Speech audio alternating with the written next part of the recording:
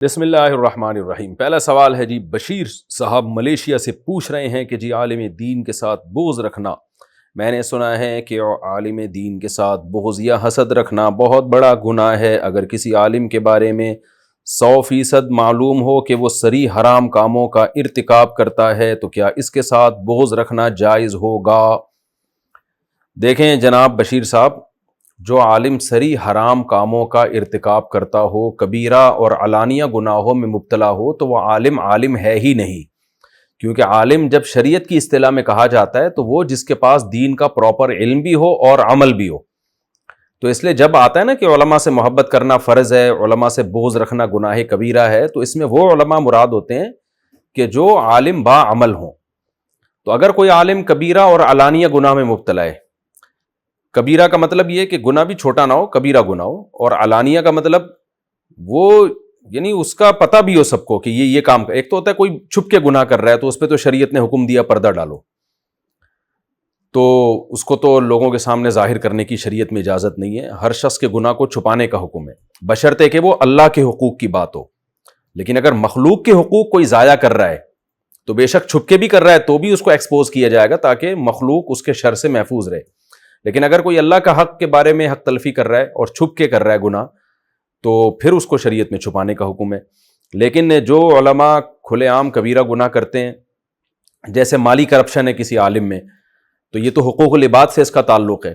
اب مثال کے طور پر ایک مدرسے کا محتمم ہے، چندہ لے رہا ہے اور ادھر کھا بھی رہا ہے، حرام کھا رہا ہے، آپ کو پتہ بھی چل جاتا ہے، تو اس سے بغض ہونا ایک نیچرل ہے، کیونکہ وہ اپنے علم پر خود ہی عمل نہیں کر رہا۔ تو عالم تھوڑی، وہ تو جاہل ہے، قرآن کی اصطلاح میں ایسے لوگوں کو جاہل کہا گیا ہے۔ یا کوئی شخص زکاتیں لے کے کھا جاتا ہے، ایسے بھی لوگ ہم نے دیکھے ہیں، مذہب کے نام پہ منجن بیچ رہے ہیں، وہ ادارے بنا لیتے ہیں اور اپنے سائڈ بزنس ہو رہا تھا انہی پیسوں سے۔ بہت اس طرح کا مذہبی لوگوں میں بھی خرابیاں ہیں، اچھے بھی ہوتے ہیں برے بھی ہوتے ہیں۔ تو کسی ایسے شخص سے بغض رکھنا، وہ انسان کو ہوتا ہے بغض، یہ نیچر ہے انسان کی، اس پر وہ وعیدیں نہیں ہیں کہ اس کو یہ نہیں کہا جائے گا کہ علماء سے بغض ہے۔ تو اگر کوئی عالم اپنی ذمہ داری پوری نہیں کر رہا اور لوگوں کو نقصان پہنچا رہا ہے، وہ پیسوں کی لالچ میں، جاہ کی لالچ میں، شہرت کی لالچ میں، اور واضح طور پر اس کی ایک چیز نظر آ رہی ہے، تو اس میں پھر یہ کرنا کہ اس کو علماء کی فضیلت سنا کے لوگوں کو اس سے محبت کروانا، یہ جائز نہیں ہے۔ اس کی مثال ایسے میرے سامنے ایک مسجد کے امام کے واقعہ سامنے آیا کہ وہ چندہ کھا رہے ہیں اور کرپشن کر رہے ہیں دبا کے۔ اچھا، اور پھر لوگوں کا خیال بھی نہیں کرتے نماز میں۔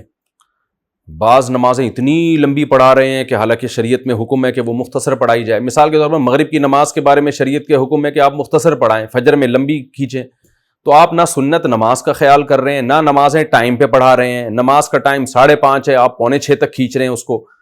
اور چندوں کے معاملات میں بھی جب حساب مانگا جاتا ہے تو حساب نہیں دیتے، کرپشن کر رہے ہیں۔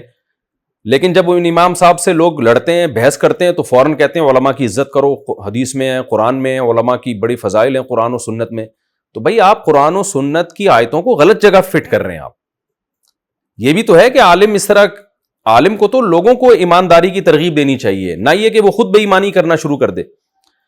تو میرے پاس وہ کیس آیا تو میں نے جب کہا کہ بھائی امام پر لازم ہے کہ وہ جب لوگوں سے چندہ لے رہا ہے، ایک امام ہے، اور اس کا حساب تو دینا، انتظامیہ کو بتائے کہ یہ میں لوگوں سے یہاں پیسے کلیکٹ کر کے کدھر خرچ کر رہا ہوں، کیونکہ اس میں کرپشن بھی تو ہوتی ہے، بہت جگہوں پہ ہم نے دیکھی ہے خود کرپشن ہوتی ہے۔ لیکن وہ امام صاحب ایک دم طیش میں آ جاتے ہیں کہ کون ہوتا ہے مجھ سے پوچھنے والا، میں کیوں بتاؤں۔ تو یہ سب چیزیں غلط ہیں، تو وہ امام اپنا احترام خود ہی نہیں کروا رہا۔ میں پھر بتا دوں، امام کرپٹ نہیں ہوتے، لیکن بعض کرپٹ لوگ امام بن جاتے ہیں۔ تو اسی طرح مدرسے کے محتمم لوگ کرپٹ نہیں ہوتے، لیکن بعض دفعہ کرپٹ لوگ بھی ایک مدرسہ بنا کے 4 دیواری کھڑی کر دیتے ہیں اور پھر لوگوں کو الو بنانا شروع کر دیتے ہیں۔ 4-6 یتیم بچے لا کے رکھے اور نوٹ چھاپنے کی مشین بن گئے، ایسا ہوتا ہے، ہم نے دیکھا ہے یہ۔ تو کوئی بھی داڑھی والا، کوئی بھی عالم کا لیبل لگا ہوا ہو تو اس پہ اعتماد نہیں کیا جا سکتا۔ علم ایک الگ چیز ہے، عمل بالکل ایک الگ چیز ہے۔ ہاں، عالم ہو اور کبیرہ گناہ کا مرتکب نہ ہو تو پھر شریعت میں اس کا حکم ہے کہ اس کا احترام بھی کیا جائے، اس کو عزت بھی دی جائے، پھر اس کے خلاف بغض رکھنا، حسد رکھنا، یہ گناہ کبیرہ ہے۔